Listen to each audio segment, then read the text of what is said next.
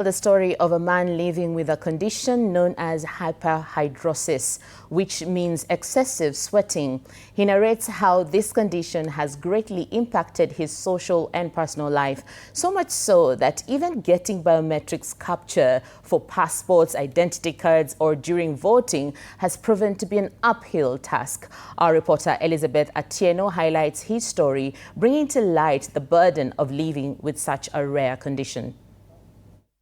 It is a chilly morning, yet Martin Kimamo's hands cannot stop sweating. He holds his palms facing upwards as they are drenched in sweat. Kimamo is among the over 20,000 Africans diagnosed with hyperhidrosis, a condition that causes excessive sweating. We estimate as HAK that 40% of the population struggles with either primary focal hyperhidrosis or secondary generalized hyperhidrosis. To Martin, this condition has been accompanied by a great sense of identity crisis. Your screen has a sensor, so it becomes hard for you to operate. You have to keep on drying your palms and wiping your screen for you to be able to operate your own smartphone. Driving is also an issue. Biometric capture, this means, obtaining an ID, a passport, or just any service that requires biometric capture becomes an issue. Even going to the hospital nowadays, you have the smart access. When you register as a voter, ikifika ni saa zile unaenda kuweka hiyo fingerprint, huwa ina scan hadi 70%. So we've been pushing the conversation of having alternative capture methods apart from biometric. Maybe they can start introducing iris capture. Some triggers of excessive sweating cannot be controlled, but they can be managed. Social anxiety when you're around people. Public speaking. You're there, you've met a very beautiful woman or you've met the hunk of your life. That can also trigger you to sweat. So with hyperhidrosis, even when you receive good news, that can trigger your sweat.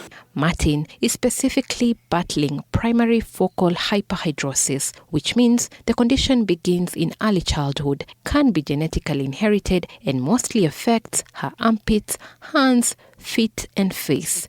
There is also secondary generalized hyperhidrosis, which is excessive sweating caused by an underlying medical condition or as a side effect of medication, and it mostly occurs in people above the age of 25. Taking medication that has mercury or certain medications can trigger secondary sweating. If you have underlying medical conditions such as cancer, diabetes, high blood pressure, Parkinson's disease, infections such as TB. Hyperhidrosis has no cure, but it can be managed. Some short-term methods include clinically recommended lotions and gels, as well as long-term treatment options.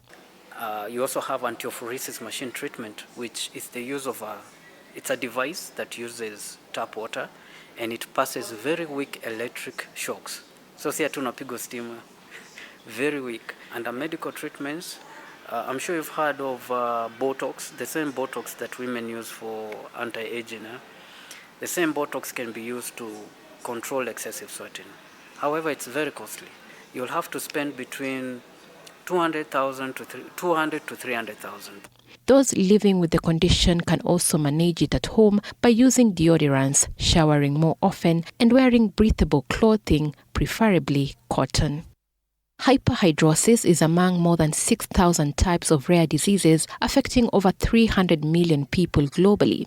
The Ministry of Health in Kenya is yet to release a comprehensive and nationwide registry for such diseases. We have identified around 125 different conditions, and each condition can either be one condition, can be with one person or even 100 people.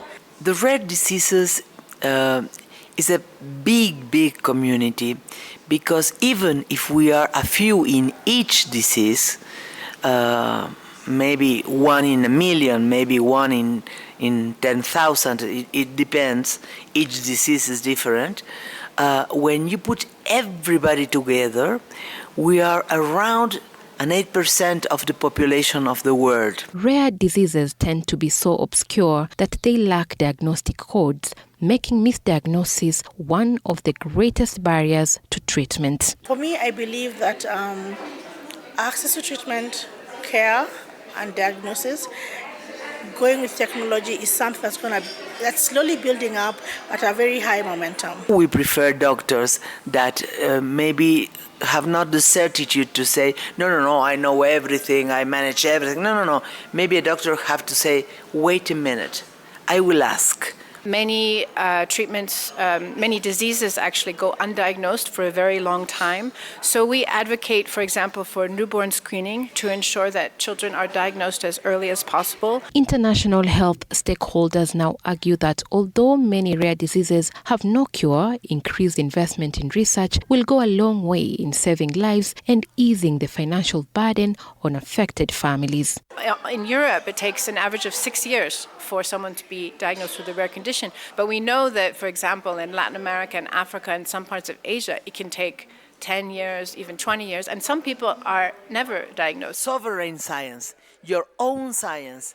When countries doesn't put money, invest money in science, they are making a mistake, a big mistake. You need money every single day. There's no cure for rare disease. Only 5% of rare diseases have FDA-approved treatment. And by having a sweat clinic, it will address the various sweat issues that we have in the country. I know it's very embarrassing for people to be vocal about their sweat issues. Those living with rare disorders are demanding 3 key things: increased equity, access, and inclusion. Elizabeth Atieno, TV 47, Nairobi.